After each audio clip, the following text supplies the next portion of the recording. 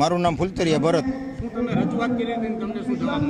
આ શું નામ સાહેબનું ઈસુદાન ગઢવી એ વાત કરતા હતા કે ભાઈ પાણી આમ ભરાઈ ગયું અને આમ કરપ્શન. મેં સાહેબને એ કીધું કે ભાઈ તમે કરપ્શનની વાત કરો, પાણીની વાત કરો તો 11 વર્ષ તમે આમ આદમી પાર્ટી દિલ્હીમાં હતા, રાજધાની, ભારતની રાજધાની, યમુના નદીનું પાણી આખું દિલ્હીમાં ગરી જતું, ત્યાં તમે ક્યાં હતા? બરોબર.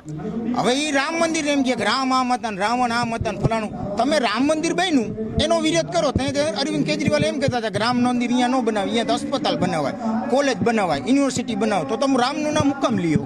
ત્રીજી વાત એમ કે કરપ્શન. હું કોઈ નેતા નથી, હું કોઈનો માણા નથી. મેટર વસ્તુ એ એમ કે ભાજપ વાળા આટલું તમે શીશ મહેલ કર્યો, તમારા 4 નેતા 5 નેતા જેલમાં હે, જમાનત ઉપર હે અત્યારે. 35 કરોડનો તમે મહેલ બનાવો, તમારો મુખ્યમંત્રીનો 35 કરોડનો મહેલ અત્યારે 35 કરોડ એમને હડે હે હજી. બરોબર. એમ મેં એને કીધું, મને એને સાઈડમાં લઈ, એનો એક ભાઈ હતો થોડી દાઢી અને પાતરી, ભાઈને હું ઓળખી જાવ, એને મને ફડાકો માર્યો. આ જ વાત, બીજું કોઈ વાત નહીં. વિરોધ કર્યો એટલે એને મને માર્યું. હવે આજ મને માર્યું, કાલ બીજાને મારશે.